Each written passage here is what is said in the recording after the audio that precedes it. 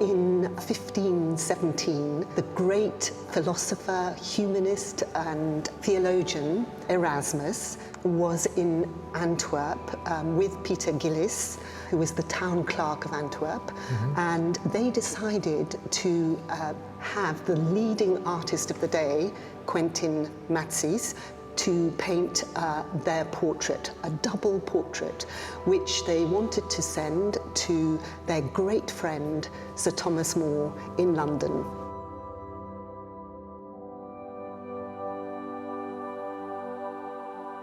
And do we know anything about More's taking reception of these works? I mean, how did he...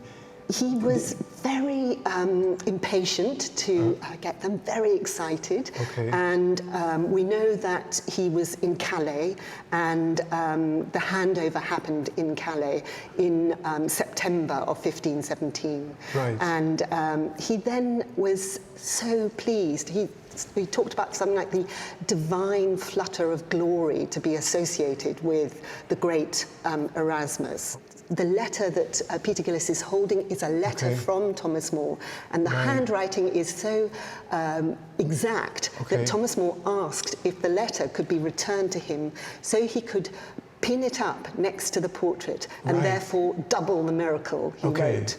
And really, we should see them hung right together. Right. And then you could really appreciate the way in which Quentin Matsys has arranged the paintings so that the bookcases in the background are continuous. Right. It's as if they're sharing the same space. They're in the same room, actually. They're in the same room. Okay. To think when I see Hieronymus that they were somehow, he's not in there, they were somehow thinking of their friend in Mechelen, Hiëronymus van Busleyden. It's a great piece. And also because it's so international. You wouldn't think about the 16th century about that sending a painting from the Low Countries to England at the time, and also know that Erasmus traveled to Italy and things like that. So it's a very international phenomenon. Absolutely, I think that's one of the really important things about this double portrait is the fact that the sitters and Thomas More were all divided, and yet they were brought together in this way, in this double portrait. So it's a great ferment of the exchange of knowledge. And these portraits, this friendship portrait idea is very much part of that. Absolutely. It's crossing boundaries. The backbone to this is scholarship and sharing of knowledge.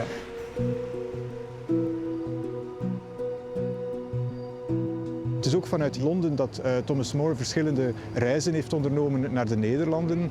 En onder andere op bezoek is gegaan bij Hieronymus van Busleyden in zijn stadspaleis in Mechelen. En het is natuurlijk als conservator van het Hof van Busleyden een beetje mijn droom om dat prachtige vriendschapsportret wat Quentin Matsys heeft gemaakt ooit dus in Mechelen in het Hof van Busleyden te kunnen tonen.